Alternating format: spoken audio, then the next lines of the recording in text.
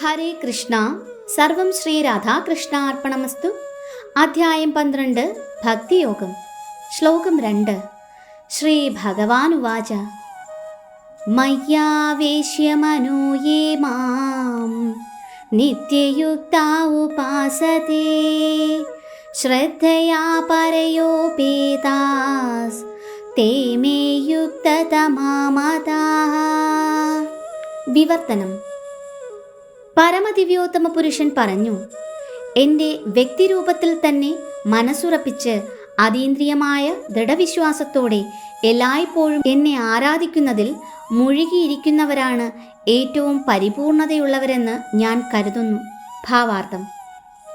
തൻ്റെ വ്യക്തിരൂപത്തിൽ മനസ്സിനെ ഏകാഗ്രീകരിച്ച് ഭക്തിശ്രദ്ധകളോടെ ആരാധിക്കുന്നവരാണ് യോഗത്തിൽ പൂർണ്ണത കൈവരിച്ചവരെന്ന് അർജുനന്റെ ചോദ്യത്തിന് വ്യക്തമായി കൃഷ്ണൻ ഉത്തരം നൽകുന്നു.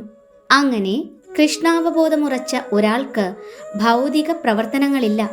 അയാളെല്ലാം കൃഷ്ണാർപ്പണമായാണ് ചെയ്യുന്നത്. ശുദ്ധഭക്തൻ എല്ലായ്പ്പോഴും കൃഷ്ണോപാസനയിൽ ഏർപ്പെട്ടിരിക്കും. ചിലപ്പോൾ അയാൾ ജപിക്കുന്നു, കൃഷ്ണനെക്കുറിച്ച് കേൾക്കുകയോ വായിക്കുകയോ ചെയ്യുന്നു.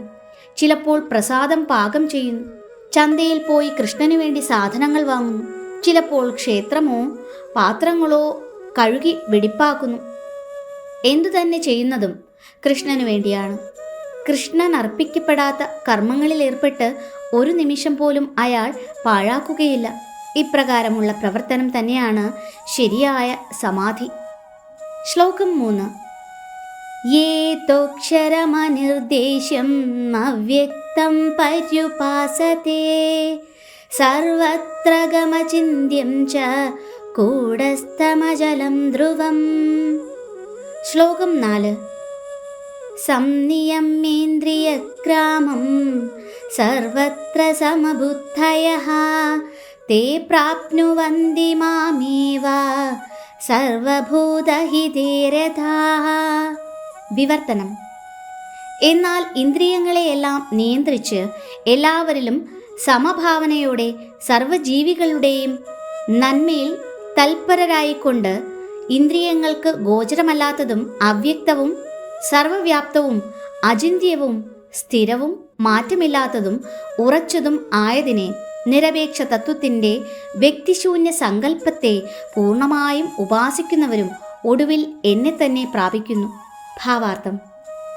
പരമദിവ്യോത്തമ പുരുഷനായ കൃഷ്ണനെ നേരിട്ട് ആരാധിക്കാതെ പരോക്ഷമായ പ്രക്രിയകളിൽ കൂടി അതേ ലക്ഷ്യത്തിലെത്താൻ പരിശ്രമിക്കുന്നവരും ഒടുവിൽ അതേ ലക്ഷ്യത്തിൽ ശ്രീകൃഷ്ണനിൽ എത്തിച്ചേരുന്നു.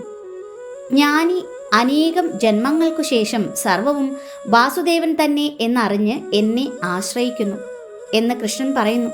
എണ്ണമറ്റ ജനനങ്ങൾക്കു ശേഷം ജ്ഞാനം പൂർണ്ണമാകുമ്പോഴാണ് ഒരാൾ ഭഗവാൻ കൃഷ്ണന് സ്വയം സമർപ്പിക്കുന്നത്.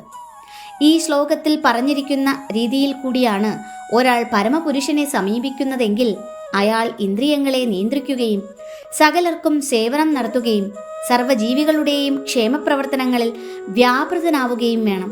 പൂർണ്ണമായ സാക്ഷാത്കാരം കൃഷ്ണനെ സമീപിക്കുന്നത് കൊണ്ടേ നേടാൻ കഴിയൂ എന്നാണ് ഇതിലെ സൂചന.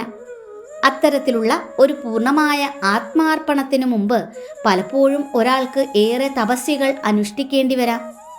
ജീവാത്മാവിൽ പരമാത്മാവിനെ ദർശിക്കുന്നതിനായി ശ്രവണം, ആസ്വാദനം, പ്രവർത്തനം, ദർശനം തുടങ്ങിയ ഇന്ദ്രിയ പ്രവർത്തനങ്ങളിൽ നിന്ന് വിരമിക്കണം.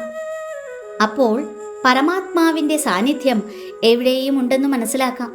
അങ്ങനെ അനുഭവപ്പെട്ടാൽ പിന്നെ യാതൊരു ജീവിയോടും മത്സരമുണ്ടാവുകയില്ല. മനുഷ്യനും മൃഗത്തിനും തമ്മിൽ ഒരു വ്യത്യാസവും അവർ കൽപ്പിക്കുന്നില്ല. കാരണം പുറംചട്ടയല്ല, ആത്മാവിനെയാണ് അവർ കാണുന്നത്. എന്നാൽ സാധാരണ ജനങ്ങൾക്ക് ഇത്തരം വ്യക്തിശൂന്യ സാക്ഷാത്കാരം വളരെ പ്രയാസമാണ്. ഹരേ കൃഷ്ണ. സർവം ശ്രീ രാധാകൃഷ്ണ അർപ്പണമസ്തു.